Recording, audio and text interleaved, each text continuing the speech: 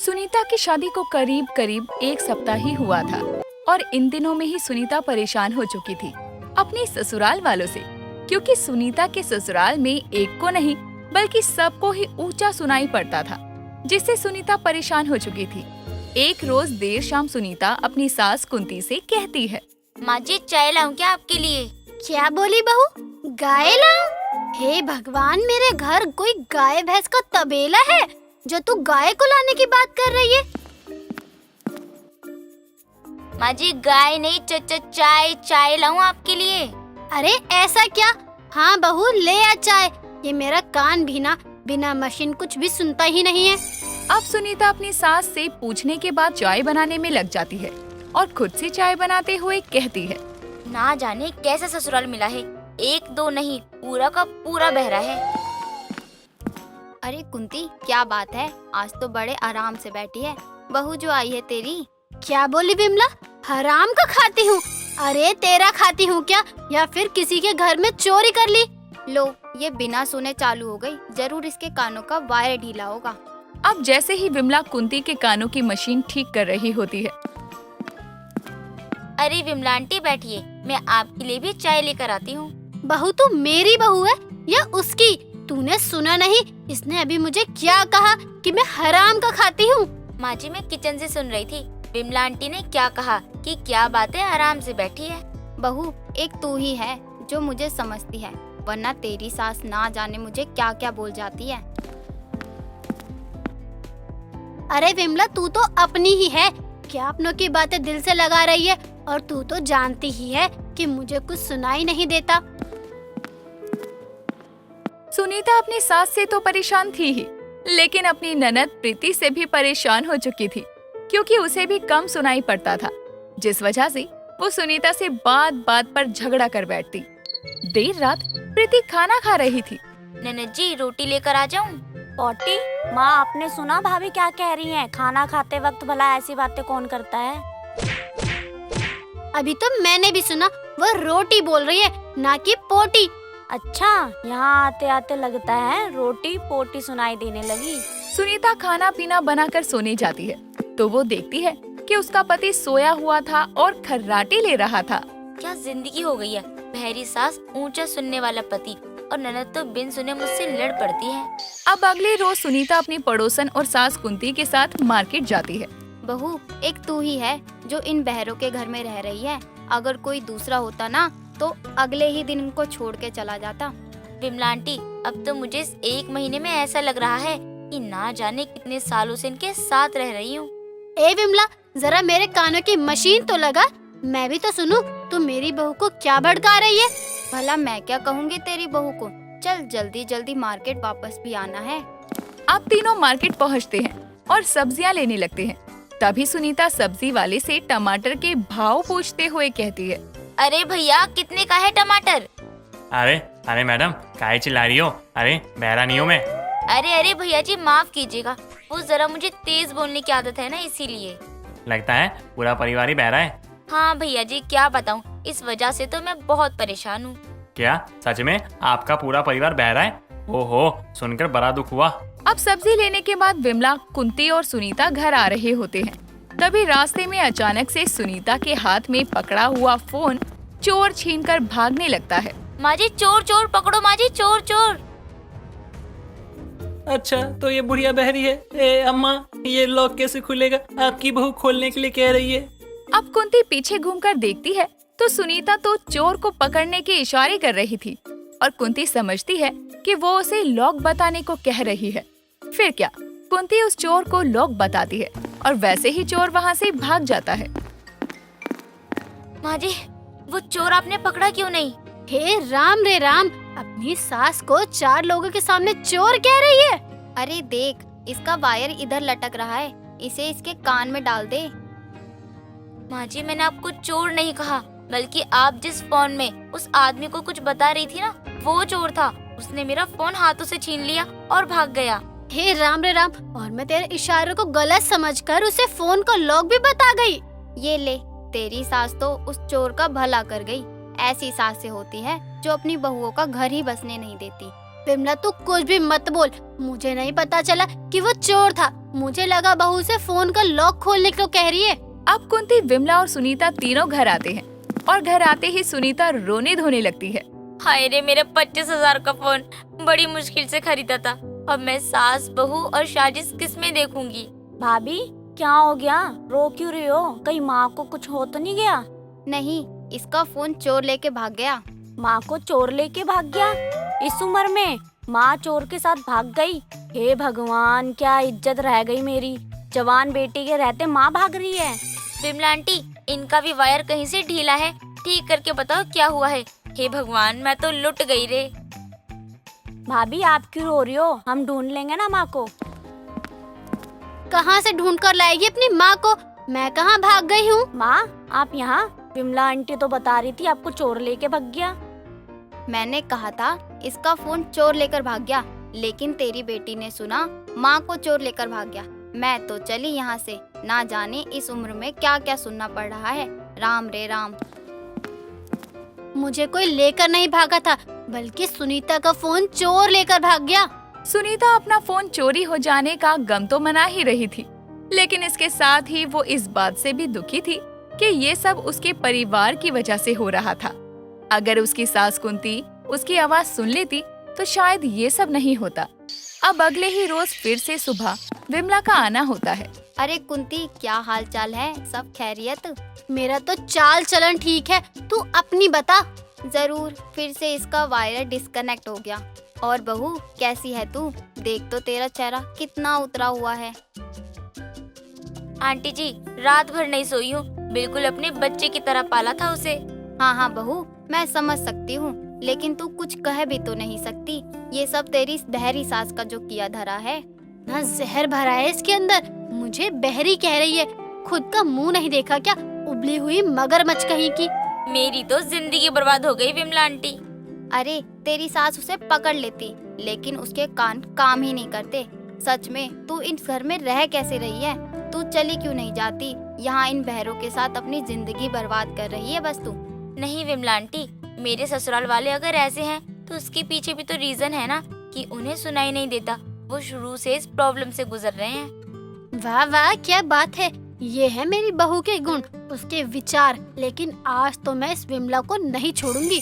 अब तू ही देख ले बहू, तुझे इनके साथ सारी जिंदगी गुजारनी है या फिर कई नई जिंदगी की शुरुआत करनी है? कुंती काफी समय से ये सुन रही थी। अब उसे विमला की बातें बर्दाश्त नहीं होती। क्या बात है विमला, मेरा ही नमक खाकर मेरा ही घर तोड़ने लगी है? अरे कुंती, तू लगता है आज इसका वायर फिट था। अभी के अभी निकल तू मेरे घर से। मेरी बहू को ना जाने क्या क्या भड़का रही है। अरे कुंती, तू मेरी बातों को दिल पर क्यों ले रही है? भले ही सुनीता अपने घर वालों से परेशान रहा करती थी, लेकिन वो अपने परिवार को छोड़कर थोड़ी ही जाने वाली थी। ये देखकर कुंती का प्यार सुनीता के लिए और बढ़ जाता है। वैशाली बहुत पढ़ी हुई थी और समझदार भी थी, लेकिन उसे हमेशा लड़कों की तरह रहना पसंद था। वो सूट सलवार नहीं बल्कि लड़कों की तरह जीन्स, टी शर्ट और शर्ट डालती। इसीलिए उसने अपनी माँ से छुपकर मेडिकल साइंस की मदद से अपना ऑपरेशन करवाकर लड़कों की तरह जीवन भी अब हासिल कर लिया था।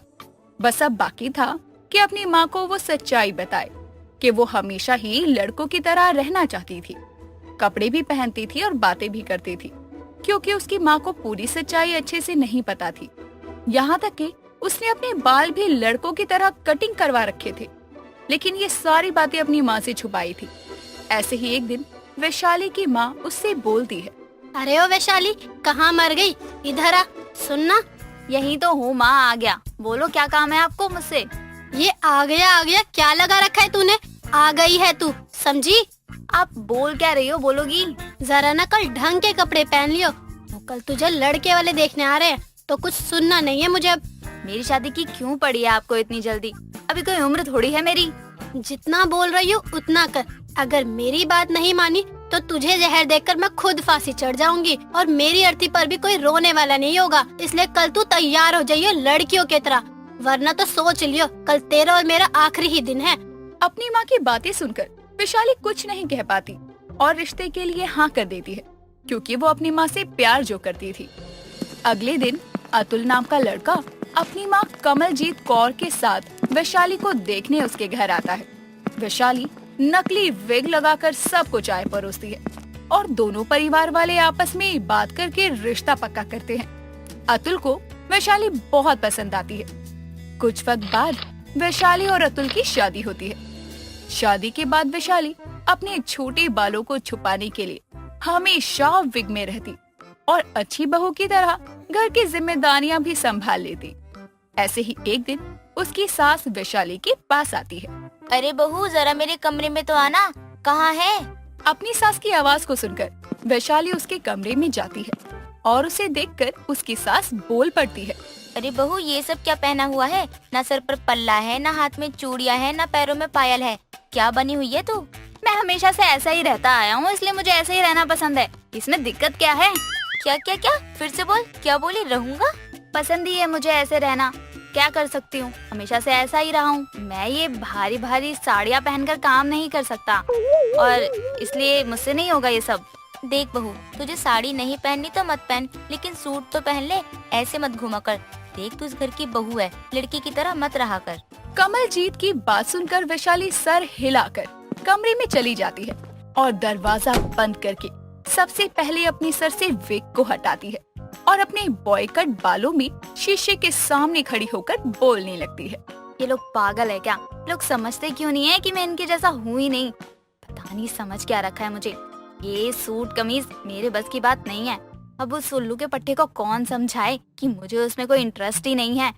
हे भगवान, माँ ने मेरी शादी जबरदस्ती करवा तो दी है, लेकिन आगे क्या करूँगा ये तो मुझे खुद भी नहीं पता। बस मन तो यही करता है कि सबको चीख चीख के बता दूं कि मैं हूँ क्या, जो वो लोग मुझे समझ रहे हैं मैं वो नहीं हूँ।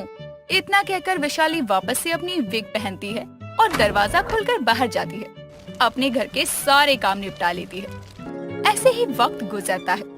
वैशाली किसी तरीके से अपनी सच्चाई छुपाकर एक अच्छी बहू बन रही थी। एक रात जब वैशाली अतुल यानी कि अपने पति के साथ कमरे में बैठी थी, तो अतुल उससे रोमांटिक होकर कहता है। वैशाली, हमारी शादी को कितना वक्त हो गया है। वो क्या है ना, घर की जिम्मेदारियों के बीच तुम्हें समझने का और तुम्हें समझाने का समय ही नहीं मिला मुझे। हाँ बोलिए, आप कहना क्या चाहते हैं? पर वैशाली, आज की रात मैं तुमसे बहुत सारी बातें करूंगा और तुम्हें बहुत प्यार भी करूंगा। आप थक गए होंगे, मैं दूध लेकर आती हूँ अभी। नहीं वैशाली, मुझे बस आज तुम चाहिए और कुछ नहीं चाहिए। क्या बदतमीजी है, दूर हटो। हमेशा चिपकते ही रहते हो। मतलब दूर रहिए। मैं भी इन सब चीजों के लिए रेडी नहीं हूँ, तो आप भी थोड़ा समझिए। इतना कहकर वैशाली अपनी जान बचाकर जल्दी से चादर तानकर सो जाती है। पर अतुल को उसका ये बर्ताव कुछ खटकने से लगता है। बीती रात के बाद से अतुल वैशाली को शक भरी निगाहों से देखने लगता है। वो जब भी वैशाली के पास जाता, वैशाली बहाना या गुस्सा करके उसे खुद से दूर कर देती। अब अतुल को लगने लगा था कि वैशाली का चक्कर चल रहा है। ऐसे ही एक दिन जब घर पर सभी लोग सो रहे थे, तभी आधी रात को अतुल की आंख खुलती है और वो देखता है कि वैशाली उसके पास थी ही नहीं। वो उसे इधर उधर देखने लगता है और दबे पांव हॉल में आता है। वो देखता है तो वैशाली लड़कों की तरह कपड़े पहने, हाथ में सिगरेट को थामी, आराम से सोफे पर पैर पसार कर बैठी सुट्टा मार रही थी। और उस समय तो उसके सर पर उसकी नकली विग भी नहीं थी। तभी वो खुद से बोलती है, ये रोज रोज की झंझट तो अब मुझसे सही नहीं जाती। मन करता है भाग जाऊं कहीं। किसी को कह भी तो नहीं सकता कि मैं क्या हूँ और क्या चाहता हूँ। ये लोग तो बेकार की ही उम्मीद लगा कर बैठे हैं मुझसे, जानते भी नहीं कि मैं लड़का हूँ। शुक्र है इस वक्त मुझे कोई सुन नहीं रहा। वैसे ये विग लगाकर तो मेरे बालों में ना खुजली होने लग गई है। वैशाली का ये रूप देखकर, उसकी बातें सुनकर अतुल के होश उड़ जाते हैं कि जिससे वो अब तक प्यार कर रहा था वो तो लड़की थी ही नहीं। वो बिना कुछ कहे वहाँ से चला जाता है और पूरी रात इस बारे में सोचता है। वैशाली की सच्चाई को सबके सामने लाने का वो फैसला कर लेता है। कुछ देर बाद वैशाली उसके पास आकर सो जाती है। कुछ दिन तो यूं ही गुजरते हैं और एक दिन कमलजीत वैशाली से कहती है, बहू, तू मुझे बस पोते पोती का मुंह दिखा दे, फिर तो मेरा जीवन सफल हो जाएगा। मेरी बहू बहुत गुणिया है, मैं बहुत खुश हूँ तेरी जैसी बहू मिली मुझे। हाँ हाँ, माँ सही कह रही है। अब हमें फैमिली प्लानिंग कर ही लेनी चाहिए और मैं तो चाहता हूँ कि हमारे जुड़वा बच्चे हों। अरे क्या हो गया बहू, सांप सूंघ गया क्या? जवाब क्यों नहीं देती? इससे पहले कि वैशाली कुछ जवाब देती, अतुल उसके पास जाता है और फिर अपने हाथ से उसके सर की विग उतार देता है और उसके लड़कों जैसे छोटे बाल देखकर कमलजीत चौंक जाती है और पूछती है, अरे बहू ये क्या हो गया? तेरे बालों को क्या हो गया? ये इतने छोटे कैसे हो गए हैं? टेंशन के कारण ना मेरे बाल बहुत झड़ने लग गए थे, इसलिए मुझे कटवाने पड़ गए। ठीक है। अरे बस करो वैशाली, कितना झूठ बोलोगी तुम। अतुल तू ये सब क्या कह रहा है? कौन सा झूठ? अरे माँ, आपकी बहू लड़की नहीं बल्कि एक लड़का है। अरे और आज तक ये हम सबको धोखा देती आई है, या कह दूं कि आया है। ये क्या बकवास करे जा रहा है? जानता भी है तू ये क्या बोल रहा है? अरे बीबी है तेरी ये। मुझे मेरी वैशाली बहू पर पूरा यकीन है। बहू, अतुल जो कह रहा है वो झूठ है ना? बोल। कमलजीत की ये बात सुनकर वैशाली की आंखों में आंसू आ जाते हैं और वो सब के सामने अपना सच बता देती है। सच सुनने के बाद उसकी सास के पैरों तले जमीन खिसक जाती है और अतुल के सर का आसमान तो पहले ही फटा पड़ा था। तभी वैशाली बोलती है, देखिए, माफ कर दीजिए, मैंने आप सबसे एक बात छुपा कर रखी कि मैं एक लड़का हूँ और मैं आपको पोते और एक पत्नी का सुख नहीं दे सकता, इसलिए मुझे माफ कर दीजिए बस। ये सब क्या है बहू? मुझे तो यकीन ही नहीं हो रहा कि तूने जो ये सब कहा है वो सच है। मेरी बहू तो कितनी गुणी थी, ये सब क्या हो गया? माँ जी, मैं हमेशा से ऐसा ही हूँ।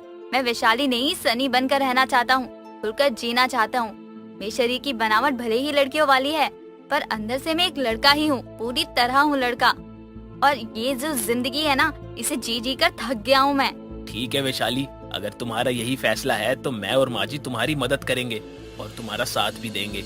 जिसके बाद में अतुल वैशाली को डाइवोर्स देकर उसे खुद से जुड़े रिश्ते से आजाद करता है, क्योंकि वैशाली को पूरा हक था कि वो अपनी जिंदगी नए सिरे से शुरू करे और वैसे शुरू करे जैसे वो चाहती है। वैशाली अब अपनी जिंदगी को सनी बनकर जीने के लिए तैयार थी और इस तरह हमारी ट्रांसजेंडर बहू अपनी खुद की पहचान को हासिल करने में कामयाब होती है। लेकिन अब अतुल की जिंदगी तन्हा थी, उसकी जिंदगी में कोई नहीं था। लेकिन उसने अब वैशाली के घर को बसा दिया था, उसे एक नई जिंदगी देकर। राजा एक गरीब आदमी था जो अपनी माँ संगीता और अपनी पत्नी गीता के साथ संगमपुर गांव का रहने वाला था और अपने गांव के जमींदार धर्मेश के खेतों में मजदूरी करता था। उससे जो भी पैसे मिलते उससे वो अपने घर का गुजारा करता। एक रोज राजा खेतों में काम कर रहा था, तभी धर्मेश एक नई बुलेट लेकर वहाँ आता है, जिसे देखते ही राजा उसे ताकता रह जाता है। तभी धर्मेश उससे कहता है, क्या बात है राजा, तुम मेरी बुलेट को इतना ध्यान से क्यों देख रहे हो? मालिक, आपकी बुलेट बाइक बहुत अच्छी है, देखकर नजर ही नहीं हट रही है। अभी आज ही तो लाए हैं, हम भी किसी काम से निकले थे, तभी हमारी भी नजर इस बुलेट पर पड़ी और पहली नजर में ही पसंद आ गई और खरीद ली। बहुत महंगी है। महंगी तो होगी ही मालिक, बुलेट जो है, आपको पता है मुझे भी बुलेट का बहुत शौक है। और देखना आप, एक दिन मेरे कच्चे घर के सामने भी एक बुलेट खड़ी होगी, यही सपना है मेरा। राजा, सपने औकात अनुसार ही देखने चाहिए। मेरा नौकर होकर तुम मेरी बराबरी करने की सोच रहे हो? नहीं मालिक, बात यहाँ बराबरी की नहीं, पसंद की है। और मैंने आपको अपनी पसंद बताई है, ना ही आपकी बराबरी करी। और अपने घर के आगे बुलेट खड़ी करने का मेरा सपना है। सपना औकात से बाहर नहीं देखना चाहिए। रहते कच्चे घर में हो और सपने महलों वाले हैं। इतने बड़े सपने ना देखो जिसके टूटने से खुद टूट जाओ। और आगे से ऐसा कुछ बोलने से पहले ये देख लिया करो कि किसके सामने बोल रहे हो और क्या बोल रहे हो। राजा नाम रखने से कोई सच का राजा नहीं हो जाता, जो तुम बुलेट के सपने देख रहे हो। मैंने तो वही बोला मालिक जो मेरे दिल में था। वो तो वक्त बताएगा कि किसकी बात सच होगी, तुम्हारी या मेरी। धर्मेश इतना कहकर अपनी बुलेट लेकर वहाँ से चला जाता है और राजा अपने खेतों में काम करने लगता है। कुछ समय बाद शाम को राजा खेतों से अपने घर लौटता है और अपनी माँ संगीता और पत्नी गीता को आपस में बातें करते हुए देखकर कहता है, अगर आप लोगों की बातें खत्म हो गई हो तो मेरे लिए कुछ खाने का लेकर आओ, मुझे बहुत भूख लगी है। जी आप बैठिए, मैं अभी लेकर आती हूँ। रुक बहू, तू अभी खाना लेने नहीं जाएगी। बहू खाना लेने तब जाएगी जब मैं कहूँगी। पहले तू बता, तू खेतों में काम करने जाता है या गांव के जमींदार और मालिकों से बहस करने? अच्छा, आपको पता चल गया। मैं जब से आया था तब से मैं अपने मन में यही सोच रहा था कि अब तक आपने मुझसे सवाल क्यों नहीं पूछा। बेटा, तुझे कितनी बार कहा है कि मालिकों के मुंह मत लगाकर। कहीं गुस्से में उन्होंने तुझे काम से निकाल दिया तो हम गरीबों का घर कैसे चलेगा? लेकिन तू है कि सुनता ही नहीं है। माँ, हम गरीब बनकर पैदा हुए हैं तो क्या हमें सबकी तरह सपने देखने का हक नहीं है? अगर किसी भी बड़ी चीज का सपना अमीर लोग देखें तो कोई परेशानी नहीं है, लेकिन अगर वहीं कोई गरीब किसी बड़ी चीज का सपना देख ले तो क्या वो गलत करता है? लेकिन माँ जी भी तो सही ही कह रही है ना। जरा आप ही सोचिए, अगर वो हमें काम नहीं देंगे तो हमारा घर चलना कितना मुश्किल हो जाएगा। और हमारे पास तो इतनी जमीन भी नहीं है कि खेती बाड़ी कर ले। मुझे आप लोगों की किसी चीज से कोई फर्क नहीं पड़ता है, ना ही मुझे मालिक से कुछ कहने का अफसोस है। मैंने जो कहा है वो करके दिखाऊंगा और अपने घर बुलेट ला कर दिखाऊंगा। और अब खाने की भी जरूरत नहीं है, भर गया मेरा पेट। राजा गुस्से में इतना कहकर वहाँ से जाकर चारपाई पर चादर ओढ़ कर सो जाता है। ऐसे ही समय बीतता है। समय के साथ राजा की अपने घर में बुलेट लाने की चाहत बढ़ती जाती है, जिसके चलते वो खेतों में काम करने के साथ साथ शादियों में जनरेटर लाने ले जाने का काम भी करना शुरू करता है। ऐसे ही थोड़ा समय और बीतता है। तभी एक रोज राजा एक शादी में जनरेटर लेकर पहुंचता है, जहां उसके गांव के जमींदार धर्मेश की नजर उस पर जाती है और वो हंसते हुए उसके पास आकर कहता है, लो भाई, अब बस यही काम करना बाकी रह गया था। तुम गरीब लोग सही हो, पैसों के लिए कोई भी काम कर लेते हो। कहीं तुम इतनी मेहनत अपने घर बुलेट लाने के लिए तो नहीं कर रहे हो? जी मालिक, अब अगर सपना बड़ा है तो मेहनत भी तो उतनी ही होगी। देख भाई, तू बेकार में ही इतनी मेहनत कर रहा है। इन सब चीजों से कुछ नहीं होने वाला। तुम क्या सोचते हो, ये सब काम करके तुम बुलेट खरीद सकते हो? उसका दाम सुनोगे तो तुम्हारे होश उड़ जाएंगे। इससे अच्छा है जो काम कर रहे हो वही करो और आराम से अपने घर की दाल रोटी चलाओ। इससे ज्यादा तुम लोगों की औकात नहीं है। मालिक, बूंद बूंद से ही घड़ा भरता है और मुझे मेरे सपने का अच्छी तरह से अंदाजा है। इसीलिए मैं अपनी तरफ से पूरी कोशिश कर रहा हूँ, ताकि मुझे अफसोस ना रहे कि मैंने अपने सपने को पूरा करने के लिए कोई मेहनत नहीं करी। ठीक है, अगर ये बात है और तुम्हें अपनी मेहनत पर इतना भरोसा है तो ये मेहनत तुम्हें अपने खेतों में काम करने में दिखानी होगी। अब तुम चाहे इसे मेरी शर्त समझ लो या अपना सपना पूरा करने का एक मौका। मैं कुछ समझा नहीं, आप क्या कहना चाहते हैं मालिक? मेरे कहने का मतलब है, मेरे खेतों का जो काम 10 मजदूर लगकर करते हैं वो तुम्हें काम अकेले ही करना होगा। और अगर तुम खेतों का सारा अकेले काम करने में सफल हो गए और खेतों की फसल अच्छी होगी तो मैं तुम्हें तुम्हारी मजदूरी के बदले में पैसों की जगह अपनी बुलेट दे दूंगा। और इसका वादा मैं सबके सामने करता हूँ। क्या तुम्हें मेरी शर्त मंजूर है? जी मालिक, मुझे आपकी शर्त मंजूर है और मुझे मेरा सपना पूरा करने का मौका देने के लिए धन्यवाद मालिक। धन्यवाद की जरूरत नहीं है, पहले ये काम करके दिखाओ। मैं भी तो देखूं जरा कि तुम कितनी मेहनत कर सकते हो अपने सपने को पूरा करने के लिए। मैं तो बस तुम्हें तुम्हारी मजदूरी दूंगा। धर्मेश और राजा के बीच हुई शर्त की बात पूरे गांव में फैल जाती है। एक तरफ जहां धर्मेश अपने सभी मजदूरों को छुट्टी दे देता है, वहीं दूसरी तरफ राजा खेतों का सारा काम अकेले ही करना शुरू करता है। अपनी शर्त पूरी करने के लिए वो दिन रात एक करता है और अच्छी फसल होने की दुआ करता है। ऐसे ही समय बीतता है। समय के साथ उसकी मेहनत रंग लाती है और चारों तरफ लहराती हुई फसलें नजर आती है, जिसे देखकर गांव वालों के साथ साथ धर्मेश की भी आंखें खुल जाती है। जिसके बाद वो राजा से कहता है, सच में आज तुमने साबित कर दिया राजा कि मेहनत करने वालों की कभी हार नहीं होती। और तुमने आज वो चीज पा ली जिसका सपना कोई गरीब जल्दी सपने में भी नहीं देखता।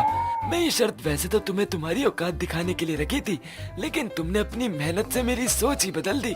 मालिक, मुझे आपसे कोई शिकायत नहीं है, ना ही कोई नाराजगी है, क्योंकि आपने मुझे मेरा सपना पूरा करने का मौका दिया। तो अगर आज मेरा सपना पूरा हुआ तो सिर्फ आपकी वजह से। धर्मेश और राजा की सारी बातें गांव वालों के साथ साथ उसकी माँ संगीता भी सुन रही थी, जिसे सुनकर उसकी आंखों में आंसू आ जाते हैं और वो अपने बेटे राजा के पास जाकर उसे गले लगाते हुए कहती है, बेटा, आखिर में तूने आज अपना सपना पूरा कर ही लिया। आज तूने साबित कर दिया कि गरीब को भी बड़े सपने देखने का हक है, बस उसके अंदर उसे पूरा करने की सच्ची लगन होनी चाहिए। माँ, ये सब आपकी वजह से ही हुआ है। आपने ही कहा था ना कि जब हमें कोई चीज चाहिए होती है तो हमें अपनी मेहनत को दुगना कर देना चाहिए। आज मुझे सबसे ज्यादा खुशी इस चीज की है कि मैंने अपना सपना अपनी मेहनत से पूरा किया है, वो भी बिना किसी की मदद के। हाँ, ये बात तो तुमने बिल्कुल सही की। इस बात की तो मुझे बिल्कुल भी उम्मीद नहीं थी कि तुम 10 लोगों का काम अकेले कर पाओगे। मेरे मन में गरीबों को लेकर जो गलत भावना थी, आज तुमने उसे बदल दिया। धर्मेश इतना कहकर सभी गांव वालों के सामने खुशी खुशी अपनी बुलेट की चाबी राजा के हाथ में देता है, क्योंकि धर्मेश ने राजा को बुलेट देने का वादा जो किया था। और बुलेट की चाबी पाकर राजा की खुशी का भी कोई ठिकाना नहीं था। आखिर जिस चीज के लिए उसने इतनी मेहनत की थी उसे हासिल कर ही लिया था। और उसके बाद राजा हाथ जोड़कर अपने मालिक धर्मेश का धन्यवाद करता है और धर्मेश वहाँ से चला जाता है। कुछ समय बाद राजा सबसे पहले मंदिर जाकर अपनी बुलेट की पूजा करवाता है और पूजा करवाने के बाद पूरे गांव में मिठाई बांटता है और उसके बाद अपने घर के बाहर बुलेट लाकर खड़ा कर देता है और उसके कुछ समय बाद बुलेट चलाकर अपने घर लाकर खड़ी कर देता है।